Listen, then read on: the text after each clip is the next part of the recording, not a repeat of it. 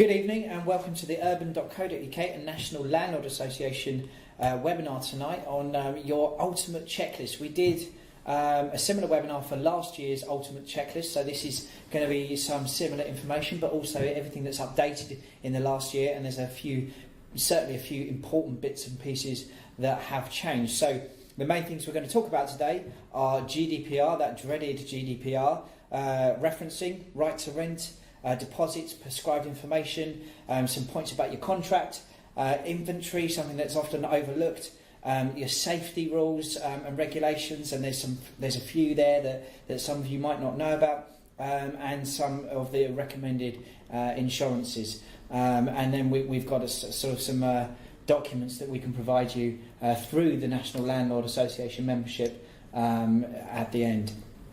So, Polly, I'm here today with Polly, who is the head of the Landlord University and knows everything that there is to know. Polly? Good evening. So, Polly, I'm going to hand over to you for GDPR because you've been running up and down the country talking to landlords about GDPR, so you're the best place to go forward with that. Thanks for that. It's certainly become my specialist subject of sorts. That's a bit of a dubious honour, I think, but it certainly is a specialist subject. And some of you may have joined myself before with various members of the NLA team and indeed Adam on webinars talking about GDPR. So I'm not going to go over too much detail because they are still all available in the NLA members archive, area, like. in the archive, the GDPR archive, and there's certainly a lot of information on there and a lot of useful documents that you're going to need, and they're all available on the Landlord University as well. So it's just a very quick overview on everybody's favourite four-letter term, GDPR, and what you're going to need to be covering as a landlord. So the most important thing really is to make sure that you've got all of your data in line. I'm sure most people have at this stage. It's been in for quite a while now, GDPR, so we're all heartily sick of it, I'm sure. So you've got your data in line and you've got your privacy policy ready to send out to any new tenants. I'm sure everybody listening tonight has already sent their privacy policies out to existing and previous tenants, but if you've got any new tenants, then you're going to be needing to send that out to them as well. The NLA have got a brilliant pro forma privacy policy on their website, so if you are a member, you can go into your membership area and it's ready for you just to download as you would a tenancy agreement, fill that document in, and then you can send that out to your tenants as soon as you start interacting with them. The sooner you can get that document out to them, the better. As soon as you start collecting their data to fill in contracts or do right to rent checks, anything like that, referencing, they do need to see a copy of your privacy policy.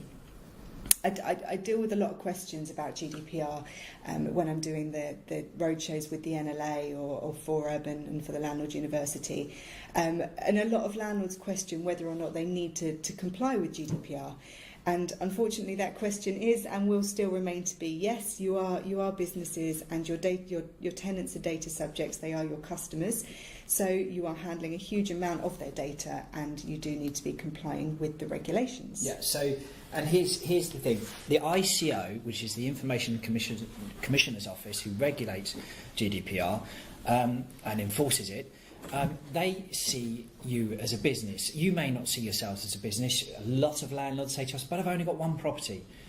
It doesn't matter. They see you as a business. They therefore see you as needing to register with the ICO. What is it, £35? It's £40. £40, and comply with GDPR.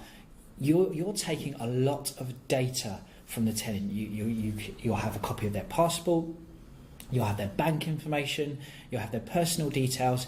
You need to protect that data. Does the tenant need to protect your data? No, they don't, because they're the customer. Yeah. You are the business, and that is the way it is, unfortunately. It's frustrating, and there's a lot of people that when you register with the ICO, you do have to provide details of who is going to be the data processor, and that is of course you as the landlord, or if you have a business name, that's the name that you would provide. A lot of people are saying, well, my business is registered to my home address, so I'm going to have to provide that information to the ICO. I don't want that to be made available. It is a common problem, and it's an issue that's cropping up a lot, and landlords aren't alone in this. Anybody who runs a small business may have the same issue. there are ways around that. You can register a PO box, you can register your solicitor's details if they're happy for you to do so, your accountants. But unfortunately, Adam is quite correct, you do have to register with the ICO as well in order to comply with the regulations. It's very simple. You can do it online. You can pay by direct debit, so the £40 comes out of your account every year to make sure you're completely compliant. And it's another box ticked just to say that you've done it and you're ready to go. Yeah, and register with the ICO, do your privacy policy. Very unlikely, even if there is an issue, even if there's an issue where you're in the wrong, you do those couple of things, the ICO is going to be very lenient on you, because they're going to see that you've tried to do the best you can do, and if something goes wrong, then they'll probably just work with you to put it right in the unlikely event that it gets as far as them, and there'd be very little repercussions because you've tried to do your best under GDPR, which is what the commissioner herself actually said. We're looking for people just to be trying to do their best, and we'll work with them to do that if there's any problems. Right, enough about GDPR, I think.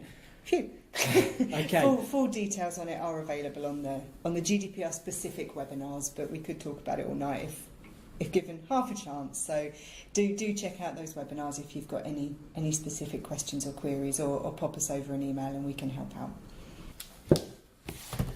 Okay, so let's move on to referencing. A really important step of the process, which is sometimes overlooked by some landlords or not taken seriously enough by some landlords. So let's talk about each of the points of referencing.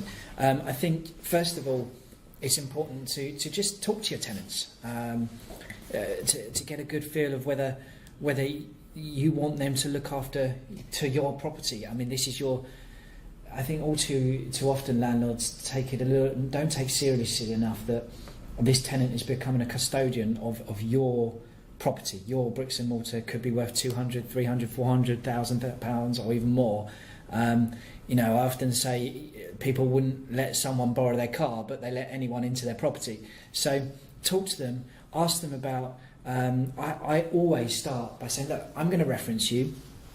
I'm going to do a credit check. I'm going to ask your previous landlord. I'm going to talk to your employer. Is there anything I should know? Because if it comes up in the referencing and you don't tell me now, then this is game over. Conversation. Well, it's game over, because I've asked you. If there's an issue, then we can work with it. We'll see now if we can work with it. If we can't, then we won't waste each other's time. So I think having that initial conversation is really important. I think building that relationship right at the start is really useful as well. I mean, you don't want to be seen. Landlords get a bad rep. There's no two ways about it. And if you can help dispel that myth of the scary landlord, the negative view of the landlord right at the start by building that relationship and by having that open correspondence with your tenant and letting them know what's going on and why it's going on and why you have to do it. It's for their benefit really as much as yours, because a lot of people don't necessarily realise the affordability requirements of referencing, and if you're able to explain to them this is what the referencing company will require from you, this is what they need to see, it's not necessarily something that is as cut and dried as they necessarily realised. Yeah, and actually what I find is when you talk to tenants, introduce yourself and say, tell them a little bit of stuff about yourself and how you run. They're actually quite surprised because they have this stereotypical view of a landlord, which is yeah, exactly, which is wrong in most cases. So actually, they're usually quite surprised and quite open, and getting to know them as a customer will set you up for a good tenancy. So most. We believe you should use a referencing provider to do your referencing, because generally you use a good provider and they will be better at finding out the information, and they have procedures. For instance, like a good referencing company won't rely on the details a tenant gives them to contact an employer. What they will do is they will Google the employer or find the employer's address and a switchboard number and go through the switchboard to carry out the reference, not perhaps the mobile number of the person in HR, because that could be set up to, for a specific person to give a specific reference. So they're good at finding out actual information rather than potentially sometimes the information the tenant wants you to find out. So use a decent referencing provider. They're going to do credit and financial checks. They're going to go to the employer to verify income. Now, this could be more complicated sometimes, because if it's self-employed or they're new to the company, then they're going to want to see a contract. Or if self-employed, they're going to want to go to an accountant and see previous tax returns to prove income. Might even want to see some savings. If that income can't be proved, they might want a guarantor as well. And they're going to go to a previous landlord to get an idea of how they treated the last property. Not just if they paid the rent, obviously that's important, but also if they respected the property. I think the previous landlord check is probably one of the most important elements, to be honest. I mean, you can change jobs, you can lose a job. That could happen to anybody. But the way you're going to behave within a property is likely to remain fairly consistent. If you aren't necessarily somebody who's going to respect a property or behave well to neighbours, that's possibly something, a behavioural trait that's going to carry through. You could lose your job tomorrow. It's possibly something that is important to consider, as well as employment status. A lot of referencing providers will not ask for bank statements. It's a good idea for you as an additional check to ask for bank statements. It tells you a lot about how the tenant runs their life.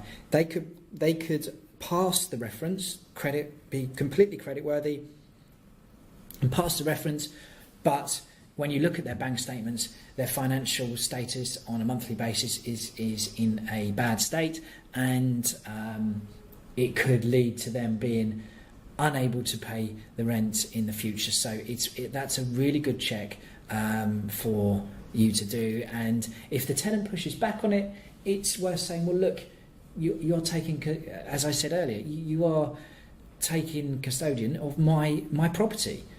So I need to do these checks on you because it's very important to me. And if potentially that tenant might have something to hide if they push back on that, and it might be an early flag of why not to take them.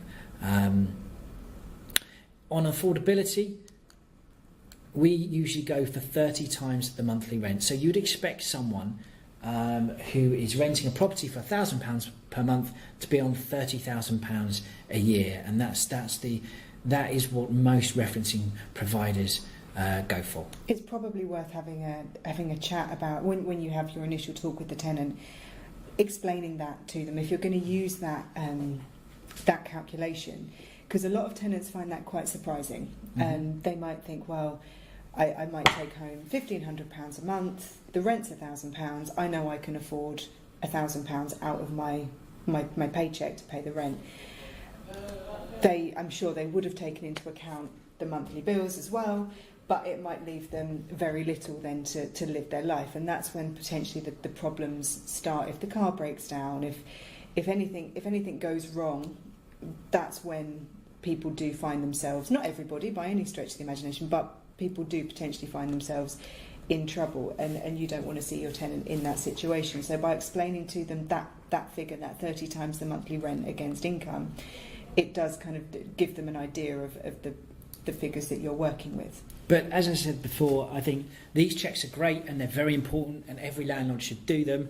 But the conversation is important. I've just taken on a tenant, and they're a new grads to London, and they've just got their job. I haven't phoned them up or met them and bombarded them with questions. I've just had a conversation with them and put the questions into the conversation so I can build a bit of a picture that, oh, you've just moved to London, so where are you working and how's that going, what degree did you do? And then you build the questions, but you're just having a pleasant conversation and getting to know them at the same time as building a picture of them and thinking, actually, do I want this person looking after my property? Do I think they're going to look after this property? That, with the official checks, if you like, is going to help you assess if they're going to if they are going to pay their rent and look after their property. Now, gut feeling is usually a good one. Exactly. Now, it doesn't always work out. hopefully on a rare occasion, you do find that some tenants stop paying the rent, and sometimes it's because they're bad tenants, and sometimes it's because they lose their job and they can't help it. Again, at the early stage of that, it's good to have lots of conversations with the tenants so you can understand their issues. But if you get rent guarantee insurance, which depending on the quality of the insurance can range between £100 and £200 a year, you have that. You have that there to fall back on just in case the worst happens, which isn't always predictable.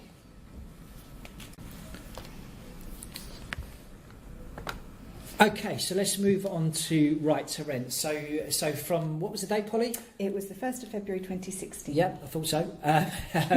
A landlord has to ensure that their tenants have the right to reside and rent in the UK. So we're customs officers now. Border control, yeah. Border control, yes, absolutely. So again, if you've got a UK or EU tenant, that's very easy. It's just a matter of taking passport ID and making sure you store it. And we'll the tenant has a passport. If they have a passport, but we'll take you through the points. If they're not, then it's a little bit more complicated. But there is a process to follow, and Polly's going to tell you that process. It's a very simple process with right to rent. So there's a couple of points that you do need to be aware of with right to rent. At the moment it's at the centre of a bit of a drama, to be honest. There's been some queries around whether or not certain tenants are being denied access to rental property in the UK because they're not UK or EU residents. And there's a bit of an uproar in Westminster at the moment about it. So it's actually being looked at by the government, by some quite senior people as to whether or not it's effective and being utilised properly, or whether it's actually putting a barrier between people getting access to the PRS and whether it's going to prove effective in the long run. So currently it is the law, and it is a required point that you must do, and failure to comply, there's a fairly hefty fine, and it can actually result in imprisonment if you continually fail to comply with right to rent checks.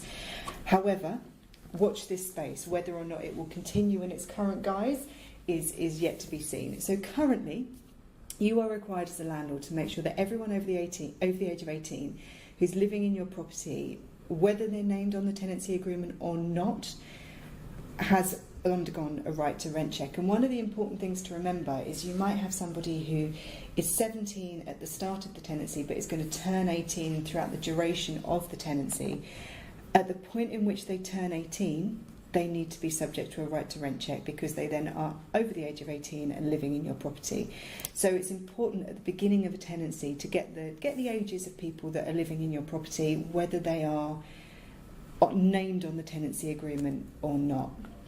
So what you then need to do is get an idea of who's going to be living there, and meet these people. Meet your tenants face to face. It has to be a face to face check. Skype or FaceTime isn't good enough at this point. There are times when you can get around that, but I'll go into those. So you meet your tenant face to face, and ask to see original copies of their identification documents. A passport is the ideal option at this point. That is the document that you can see and tick the box. There are other options if your tenants don't have passports. If they're UK residents and they've not got a passport, as some people haven't, there are other suitable documents that you can use, but you have to use a combination of two documents. There's a full list of the documents that you can use, and that's available on the NLA website.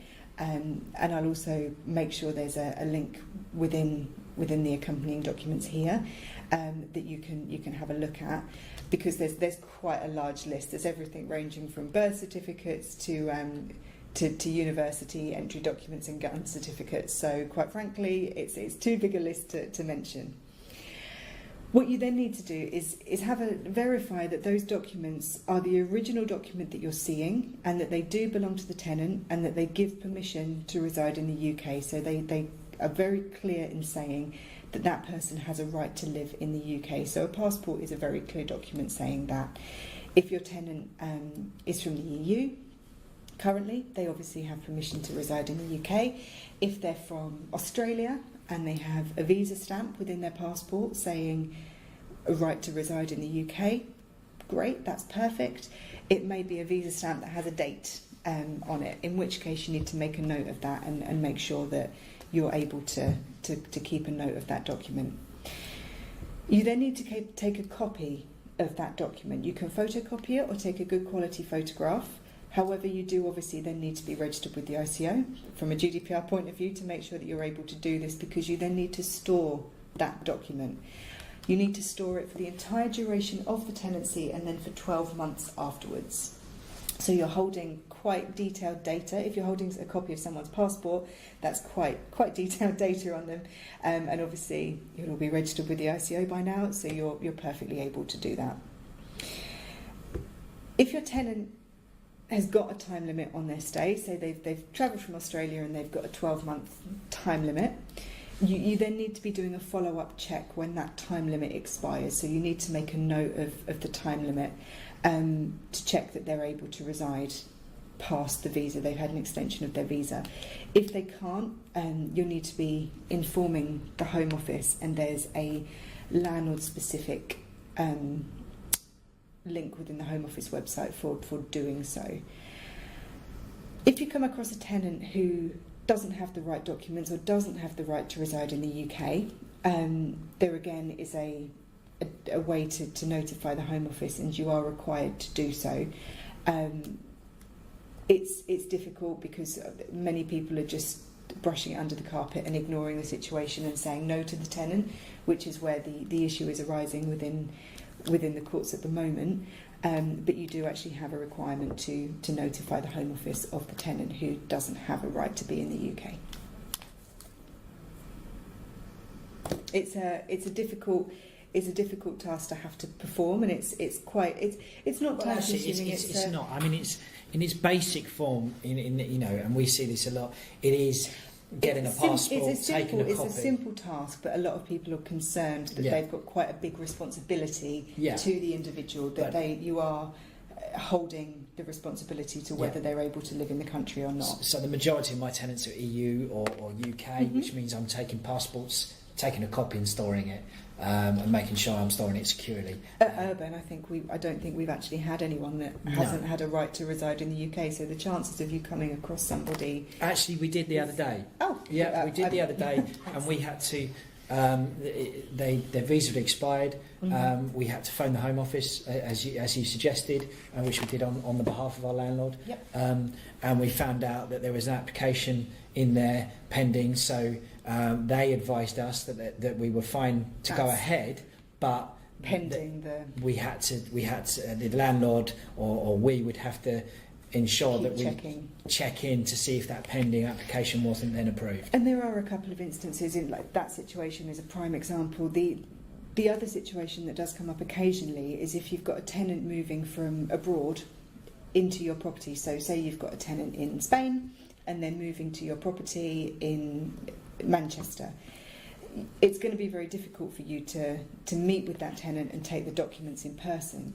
In that instance, you are able to do a check via FaceTime or Skype, but you do have to remember that at that point the tenancy agreement is conditional until you've actually got the hard copy of their details in your hand. So you have to then make sure that when they do land and travel to Manchester with a view to moving into your property, that they're then able to provide you with a copy of their details, of their passport, their identification documents, in person before the tenancy agreement can be legal. You have to carry out that check in person to make it count. You can do the pre-checks digitally, but this is one that has to be done in person. Okay, so the next part of the process is taking deposits, your damage deposit, and doing it correctly and making sure you do it correctly. If you don't do it correctly, you could pretty much invalidate your Section 21 rights. So you wouldn't be able to evict a tenant under the no fault notice, which is quite Section 21. And actually, even if there's, and we'll go through this, but even if you just skip an admin step, so you've done everything, you think you've done everything, you've put it in a scheme and done everything right, but you skip an admin step, you still could invalidate your Section 21 There's rights. a lot of people falling foul of this one. Exactly, and there is case history to suggest this. So it's very important that you do everything correctly and make sure that you tick off these points on the list. So there's 3 kinds of schemes. There is the custodial scheme where you take the money and you actually give it over to the scheme. There's an insurance-based scheme where you get to hold the money yourself, but you have to pay a fee to the scheme, and there's kind of an insurance base, and you're saying that the scheme will deal with any disputes.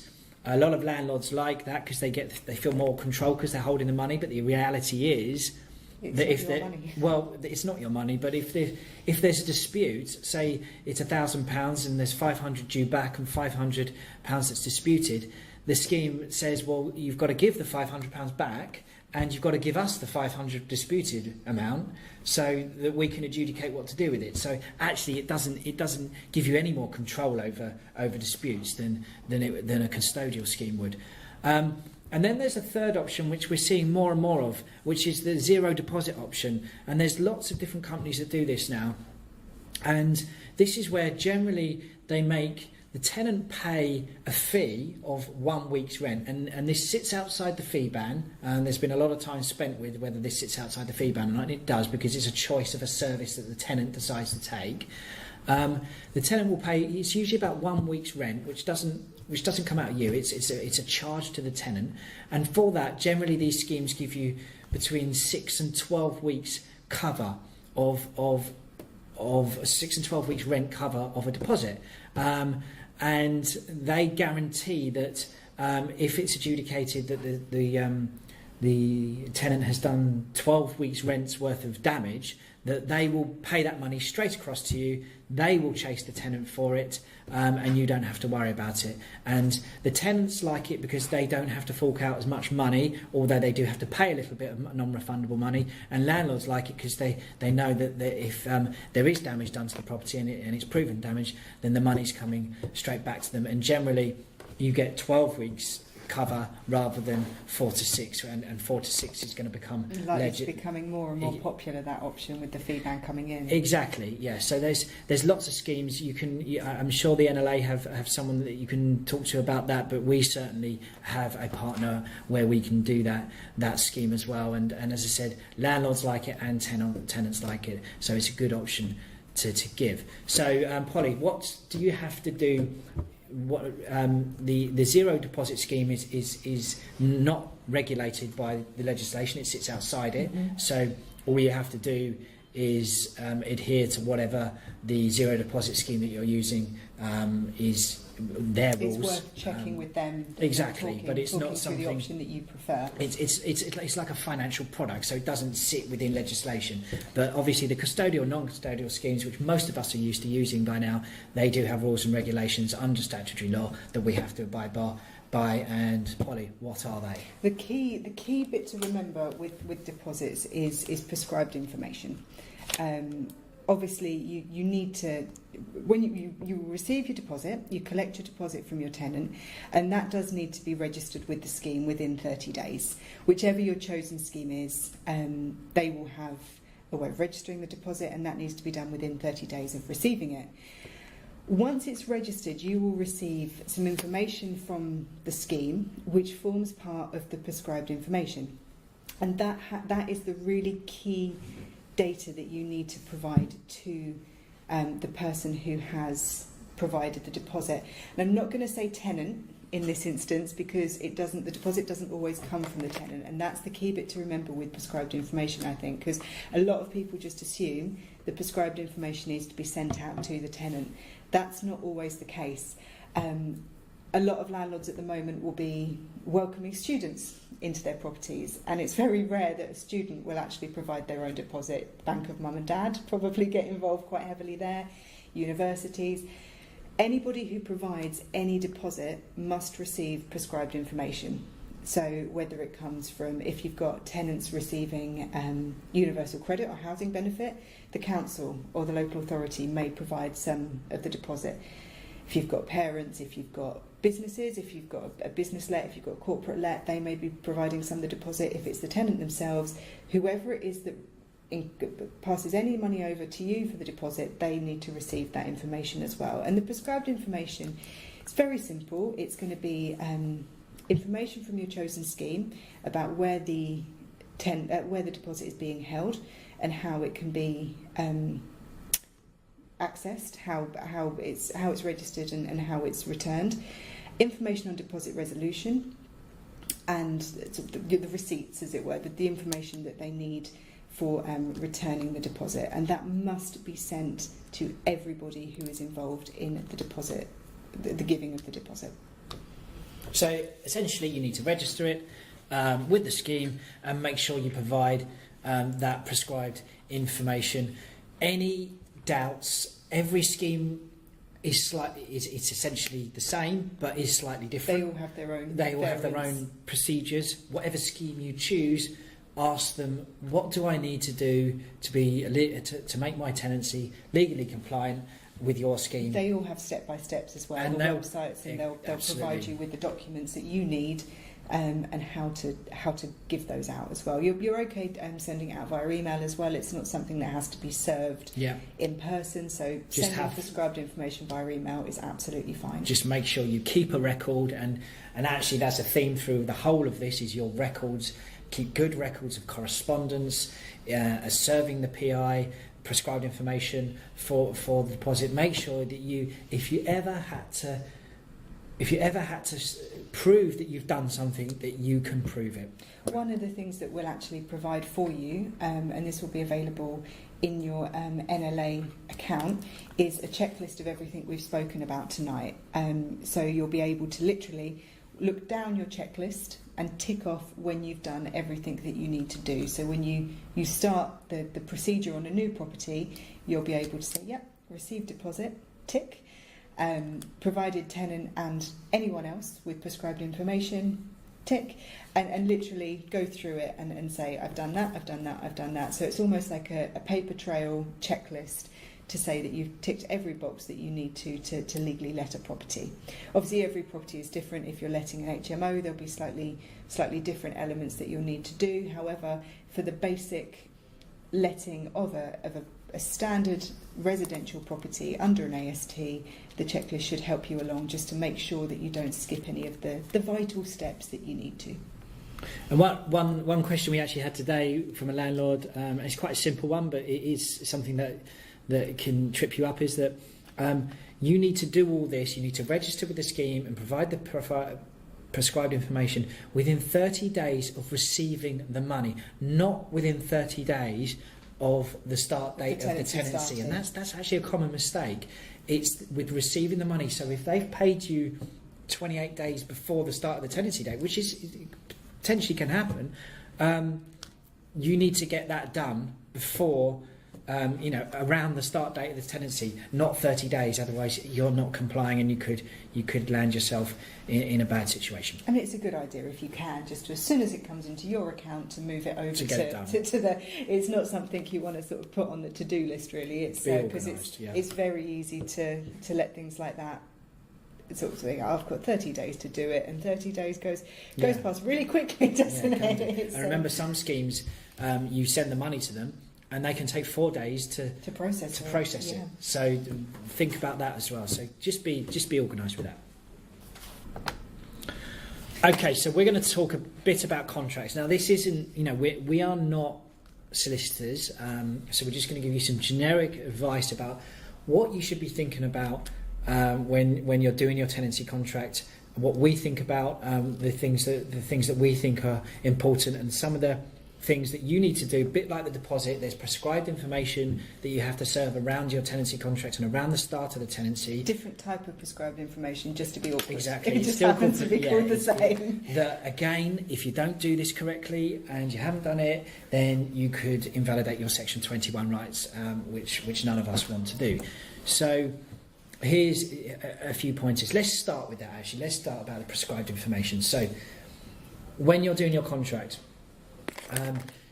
you need to give And you might as well do this as soon as possible. Well, when you when give you've your agreed a contracts, tenancy. Yeah. it's So you need to give the tenant your gas safety certificate, your energy performance certificate, and the latest version of the How to Rent booklet, and at the time of the tenancy. So you don't have to. The updates. I think we had an update on the How to Rent booklet within a month of each other recently. about 2 weeks of each other. Actually, they seem to.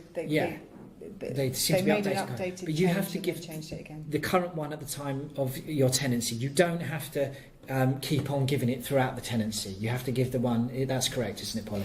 It's a good practice if you can. But If you've got the contact details for your tenants, pop out a copy of the updated version just as a standard practice. But make sure it's a very easy mistake to make to send out the wrong update, because quite frankly they seem to update them every 20 minutes. So don't use the one that's saved on your computer. Go to the government website, ask us, ask the NLA what's the latest version of the How to Rent booklet, and you send that one. And you have to give a fully signed version of the contract. Yes. So fully signed version of the contract, gas safety, EPC and How to Rent booklet, ideally before the start of the tenancy. Now, there's different legislation. The Housing Act and the Deregulation Act suggest different things about the gas safety, but there has been case law to say that the gas safety must be given to the tenant, and you need to prove that you've given it to the tenant before they move in. The Deregulation Act suggests something slightly different. It says within 30 days of move-in, or 30 days after they've moved in, you've got to give it to them. The Housing Act says before move-in. A court case recently went against the Deregulation Act. If you can just give it to the tenants in a package all together with the tenancy agreement before the tenancy starts. So if they're moving in on the 1st, if you can make sure they have that documentation by the 31st, you're covered. Yeah. There's no arguments that they've not got the information that they need when they need it. It just makes your life and their life easier, and everyone's got the information that they absolutely need. Now, some of you will now be panicking, saying, I haven't done this before they move in. There's nothing you can do about that. All you can do is your best, given that you now know this knowledge. So if you haven't done this, do it. And then you should be fine. You should be fine. As I said, but the point is you need to do it. It is, with the gas safety, the most important thing is that you've got one. There's one in place and that it's correct and it's up to date. There's criminal fines potentially if something went wrong. So that's the most important thing, and most landlords think that they're done once they do it. No, you've got to actually prove that you've given it to the tenant before they move in. So some of the things you should think about with contracts, and we see this a lot with landlords. It is important to have a good contract and an up-to-date contract, and I know a lot of you guys like to have the contract that you're used to, but things change and you need to change the contract with that, which is why if it's been a couple of years, it is worth going to the National Landlord Association and saying, what's your latest contract? Because generally every year they are updated. And you might not necessarily be using the correct contract for the let either. There's a lot of people use a standard AST contract come rain or shine, but it may be that if you've made some changes to the property, if you've changed a living room into a bedroom, for example, you may now be renting an HMO. You may be, if you've have a chat with the advisors at the NLA or the team here, and just make sure that you're using the correct contract for your let. And if you're adding clauses, then they need to be reasonable. A lot of clauses that landlords add, often we see, just wouldn't hold up. One of the biggest ones is the professional cleaning one. You can't actually enforce professional cleaners. You cannot enforce something that the tenant could do themselves to the same standard. So you actually get that. A lot of landlords put it in, and you can still put it in because gardeners is another one. You can't, but it wouldn't. Professional cleaning wouldn't be enforceable through a deposit scheme or through the courts. So just be careful about what you put in and if you can actually enforce it. And I had a landlord recently who had a company which they managed their properties through. So they'd set up a limited company. Now they owned the property, so on land registry they personally were the owners of the property, but they used this company because they wanted the tenants to contact the company, and they just had one person who worked for that company. And what they were doing is they were putting the company on the tenancy agreements and not putting their names on the tenancy agreement, because they didn't want the tenant to have their personal details.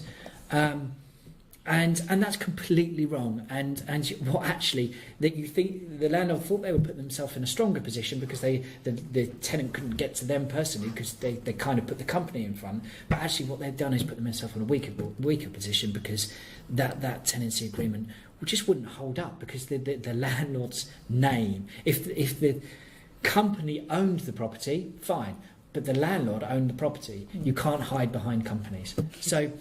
Just be careful if you're trying to achieve something slightly different. It's worth calling the NLA or joining the NLA so you have that backup. Or if you're a customer of ours, then we can help you as well. So it is worth just thinking a little bit harder about contracts if you're trying to do something a little bit different.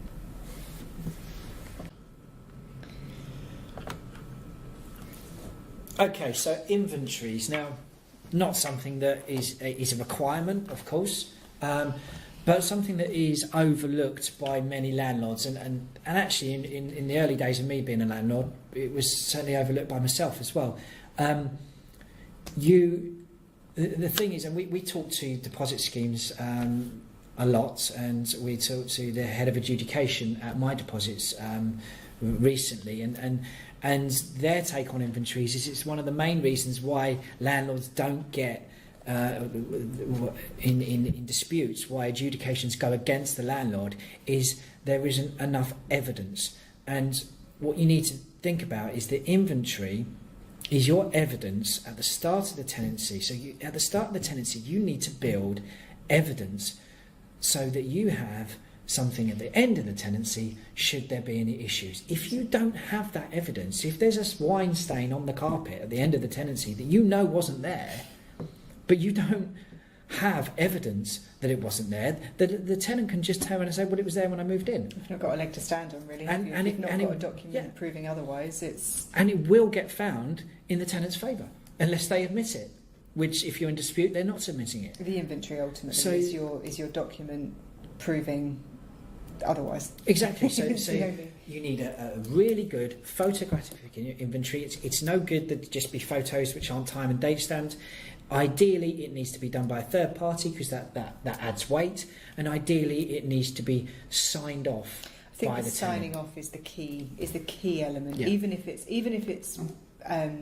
the photographic and the signing off are the key elements to making sure that it's going to hold weight. If you've got as many photos as you possibly can, and I don't think you can be too detailed on it. If you can take photos of, if you imagine the areas that could possibly be damaged in your property, there's a huge amount, but pay particular detail to the areas that you know are potentially going to be problems. Seals around the bath, kitchen cabinets, I've got an those example. sort of areas that are always crop up in deposit disputes. I've got an example about seals around the bath. So the landlord had receipts that a bathroom had been professionally cleaned, and receipts that the bath had been resealed 2 months before the new tenants moved in. Mm-hmm. And because the seals were mouldy, they tried to withhold £100 to get the bath resealed again. The receipts weren't good enough. I think if you've got the photographic evidence of before and after, exactly, putting the receipts into so you've got your inventory which is signed by your tenant. If you can then keep every receipt as well, if worst case scenario you did go to a deposit dispute for the state of your bath, for argument's sake, let's use the bath as the argument. You can then say to your deposit organisation, look, I spent £100 having this bath resealed. Here is the proof of that. That there is a receipt. This is the before. This is the receipt. This is the after. There's no argument there, really, is there? That's how much it costs. That's how much they will then be able to deduct to have it redone again, because they know categorically that's how much it costs to do. And your invoices and your receipts as detailed as possible, and get the companies to do it. So bathroom cleaned, perhaps not good enough. a bit more of a breakdown on what actually has been done is important. And don't forget to ask them to include the address of the property on the invoice. So, bathroom cleaned. Every house has got a bathroom. Yeah. It could be your house being cleaned. So do ask them to make sure that the address of the property that they're cleaning is on the invoice. It's all about the evidence, and it is unfortunately for you to prove. It's not for the tenant. As I said, they say it was like it when I moved in. It's not for them to prove it was like it when you moved in. It's for you to prove that it wasn't. Just a side note as well, a lot of people are looking at video inventories at the moment. Okay. I think the adjudicators still prefer photographs, because whilst a video is able to give you a much bigger overview of the property, do bear in mind that the adjudicators are then going to have to pause at the specific point to see the state of the carpet in the area that they need to see it. With a photograph, they've got a still. Yeah. With a video, they're going to have to create their own still, and there is a very high possibility that they're going to miss the exact moment that they need on a video.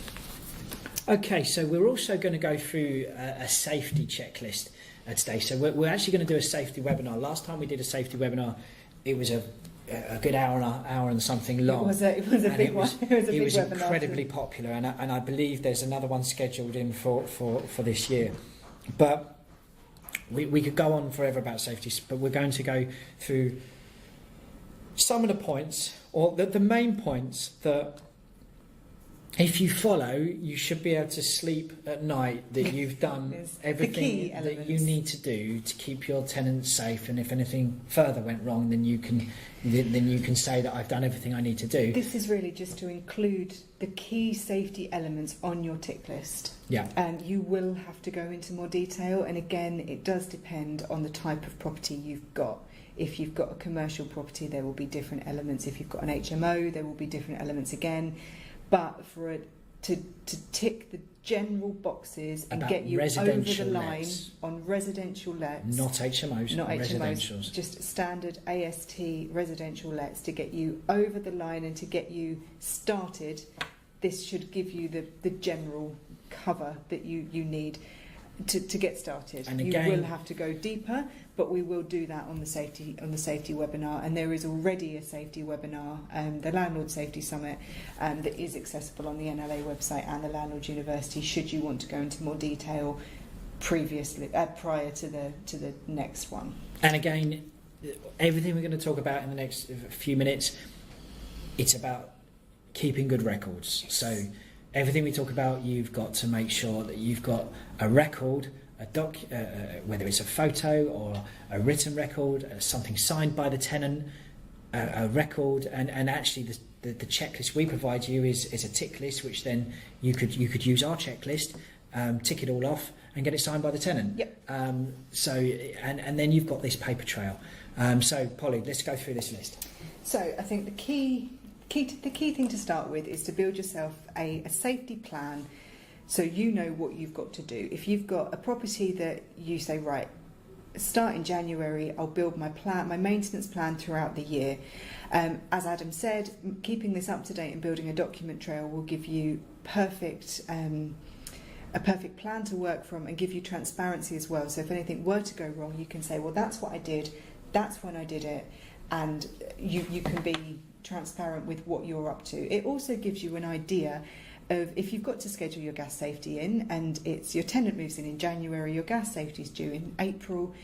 When they move in, you can say, I'm going to need to schedule access for the property for my gas safety engineer to come in on the 5th of April. Can we arrange this now? Get it in the diary. You'll have to remind them closer to the time, obviously, but you can at least start to build in the key safety elements that you need to do to tick off your legal requirements. And with gas safety, has the MOT style where if it's due on the 1st of November and you get it done on the 2nd of October, and so that date, the 1st of November date, still holds? Yes. Is that in yet? That is in, and it does give you a little bit more flexibility with gas safety. So, as Adam said, so you still have to have your annual gas safety checks. That hasn't changed. There's a legislation been brought in that gives landlords a bit more flexibility, and it is exactly the same as an MOT, like on your car. So if you've got your gas safety check due on the 1st of January, in order to give you the opportunity to be a bit more flexible with it, you're able to have the gas safety check done up to 2 months before. What's 2, is it? Yeah, 2 months before the gas safety check is due. So you could have it done on the 1st of November, but that one done on the 1st of November wouldn't kick in until the 1st of January. So you'd actually have 14 months worth of check. If that, does that make sense? Yeah, so basically you can keep the date the same every year, and you might be able to do it up to 2 months before. The idea is that you don't have to panic, and it gives you the flexibility to not go over the date that you're supposed to go over. Because I had this over the years, my gas safeties, I started them on the 1st of January, on say the 1st of June, and every year they got a month earlier.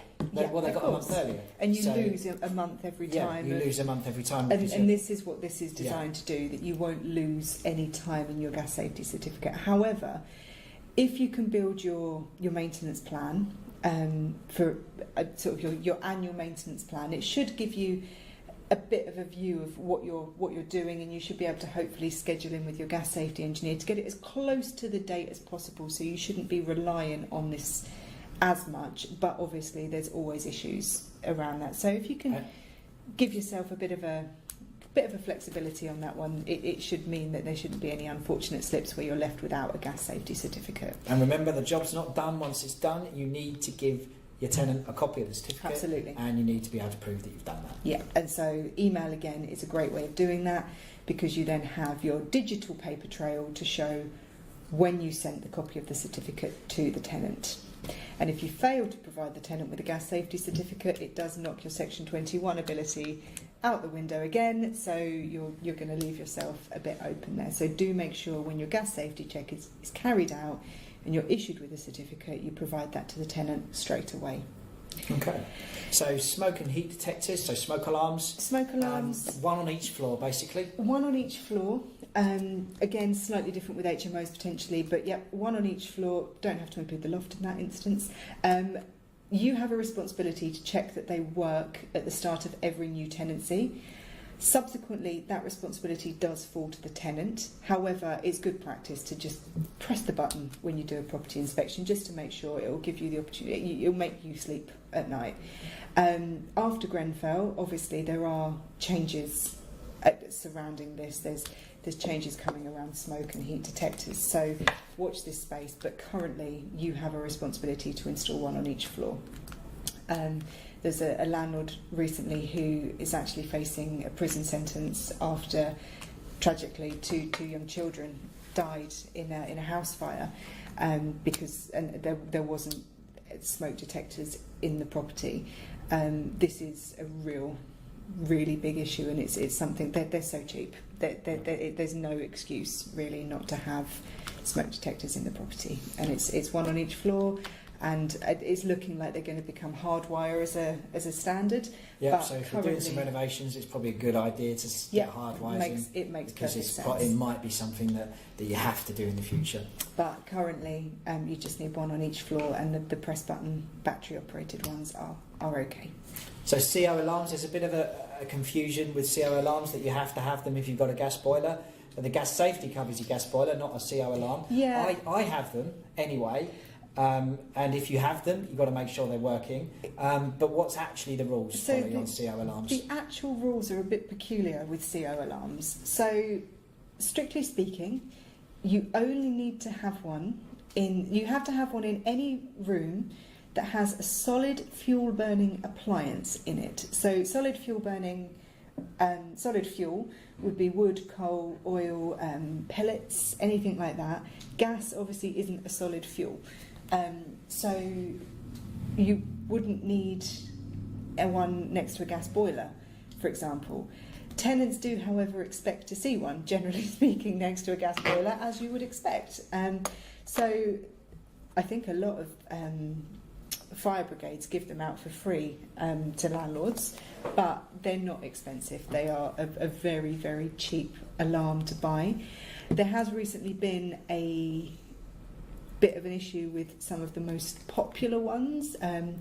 Amazon uncovered an issue that they weren't actually working at all. So there's I'd have to look up which ones they were, but there's a big article on the Landlord University saying which ones they were. There's a couple of product numbers that aren't actually working, but you can buy them for sort of £10-15, and I think your tenants will probably expect to see one next to a boiler, whether you have solid fuel burning appliances or not. You don't legally need one, but they're a good idea to pop one next to your boiler. You do legally need one if you've got any solid fuel burning appliances. You wood, do, coal, things like that. Yeah, oil. You do need one. Again, exactly the same as smoke detectors. It's your responsibility to check that they work at the start of every new tenancy, and then thereafter it is your tenant's responsibility. But again, to press the test button. It's not a big job to do. And the other one is, which is also a funny one, is Legionella. Oh, Legionella! It's you as a landlord have a legal responsibility to make sure that the water, electric, and gas within the property is safe and working. However, you don't have a legal responsibility to test for Legionella, which seems there's a bit of a confusion around whether you do or don't. So you do have a responsibility to provide safe working water for your tenant, which would suggest that making sure that it's Legionella free is probably up there. It's a really easy test to do. Legionella can't survive in water between below 20 degrees or above 45 degrees. So if the water in your cold water comes out of the taps below 20 and the hot water goes up to above 45, you're likely to be... or you've got a combi boiler which heats the hot water. Yeah. So, I mean, what I do in mine is at the start of the tenancy agreement, I just take the temperature of the cold water. Yeah, the cold water. I mean, it's not going to come out the taps not, above 45. If it's above 45 degrees, you're going to have bigger problems with Legionella. But if the cold water's below 20 and you've got a combi boiler, then you're fine. You go around and you make sure that all the showers and if it's been empty for a while, that's you make sure the only you just run all the time water for a couple of have minutes. A potential problem. I take a few pictures of the thermometer to say that I've done this. So there's best efforts basically to ensure that there's no issues. And if there is issues in the temperature, then maybe there's something else to think about. There never is. Yeah. But if your cold water's coming out over 20 degrees, you might want to think about getting a testing kit which costs a bit more money, 60-70 quid, or getting someone in to test, but I've never had that. So there's another element that you might have to consider. There's electrical testing.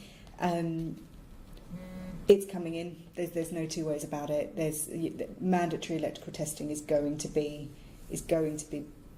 coming in for landlords. It's already there for HMOs and Scottish landlords. And we believe that it's going to become mandatory fairly soon. There's no date yet, is there? No I date, think it's going to happen next year. It's likely to be fairly imminent. Currently in Scotland, there's an electrical maintenance check required every 5 years, and it's likely to follow that pattern, we would imagine. And again, it would be a case of treating it as you treat your gas safety check.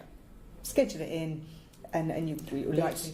It's funny, electricity, this one, because again, you don't currently have to do, like the gas safety, a check. Well, HMO landlords you are still responsible to ensure that your electrics are safe.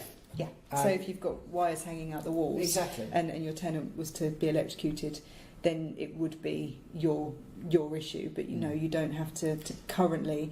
English Welsh landlords don't currently have any responsibility to check that their electrics are safe. Yeah, but they do have responsibility to make sure they are safe. Oh, they are safe. But there's no responsibility it's to a slightly convoluted an official test. If you want to be an official test, will cost you between £200 and £300. If you just want to be belt and braces, then just do one every 5 years, and then if it does come in, you're all set. So that's right. Again, we're talking in this whole webinar, we're talking about residential lets, we're not talking about HMOs. HMOs are a whole different ballgame. Different set of rules. But then we have got a webinar scheduled in for specifically looking at the trials and tribulations that HMO landlords face, because obviously they have a whole different set of rules that they have to comply with. So we will be looking at I know there's a lot of HMO landlords who listen in and who do send questions in afterwards, so we will be addressing those issues for you guys with an HMO specific webinar. Okay, so that's the main points that you need to think about when setting up your tenancy at the beginning, once you've found tenants. If you follow all these points, then you should be absolutely fine. If you struggle with any of them, then urban.co.uk, we can help you with any of these, and the NLA can certainly help you with most of them as well. So please don't hesitate to call us and ask. Well, thank you very much for joining us tonight. Thank you, Polly. Thank you very much. If you've got any questions, a lot of you have asked a lot of questions, which we've tried to answer along the way. We haven't been able to answer them all, but as usual, we'll do the follow-up with the questions and send them out. So thanks for joining us, and we'll be back again for the next one in about a month's time. Certainly will.